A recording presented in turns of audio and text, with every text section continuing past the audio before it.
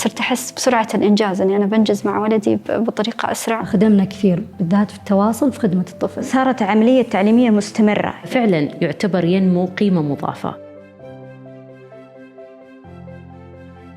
الخدمات اللي نقدمها هي الخدمات الصفية مثل تعديل السلوك، الأكاديمية، الاجتماعية، بالإضافة إلى وجود وحدة متخصصة في الخدمات المساندة مثل العلاج الطبيعي والوظيفي وعلاج النطق والتخاطب. العمل مع ذوي الإعاقة جدا صعب، اختيار الخطط والتقييم والمناقشة فيها، اختيار المنهج المناسب كان ياخذ من كل معلمة أشهر طويلة. طبعا ينتهي الترم كامل وإحنا باقي لسه ما عملنا مع الأطفال منهجية معينة أو اخترنا المنهجية المتبعة معه. بالنسبة للمتابعة سابقاً إحنا كنا نصمم جداول في الوورد تكون محتوية على عدد المحاولات، الاستجابات اللي هو المثير، فكانت المعلمة ترصد فيها الاستجابات. كان الموضوع بالنسبة لنا صعب لأنه كل طفل يمكن عنده تقريباً من 3 إلى 6 أخصائيات، وكل هدف ممكن كان يتغير فيه المساعدة كذا مرة، فكانت كمية الورق جداً عالية. سابقاً كنا التقارير لازم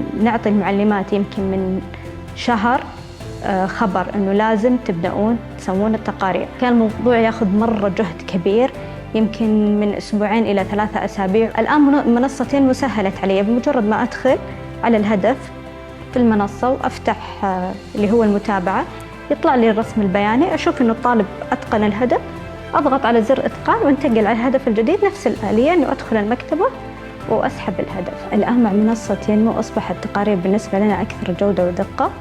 بمجرد ما نيجي نهاية الترم أدخل على ملف الطالب وبضغطة زر أصدر التقرير لجميع الأخصائيين اللي اشتغلوا مع الطالب، فخلاص يطلع لي التقرير جاهز ومبين لي أنا كمشرف وحتى للأهل إنه الطفل أتقن، والرسم البياني عندي مثلا باين إنه هو مثلا حقق أو أنجز الهدف 80% أو 100%.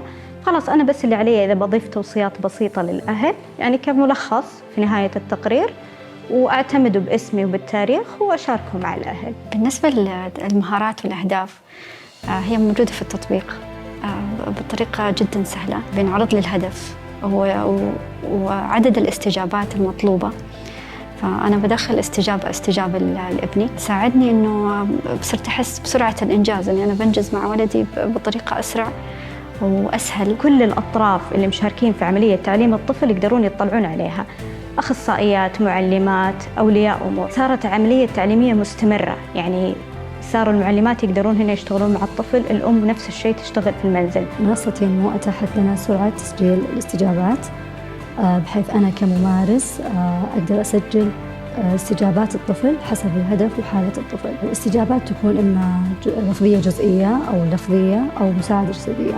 طبعاً الخيارات أنا أحددها حسب حالة الطفل، وفي نهاية كل جلسة أثبت الاستجابة. بنك الأهداف كثيرة في منصة ينمو، وأقدر أنا أختار النقاط أو الأهداف اللي يحتاجها الطفل، إما لإكساب مهارة أو لخفض سلوكي. أعطتنا الفرصة أن نتواصل مع الأهل بأي وقت، يعني ملاحظاتنا توصلهم وملاحظات الأسر توصلنا، وهذه الخاصية أفادتنا كثير بتطبيق الأسرة، بحيث أن أنا والأسرة صرنا نتعاون.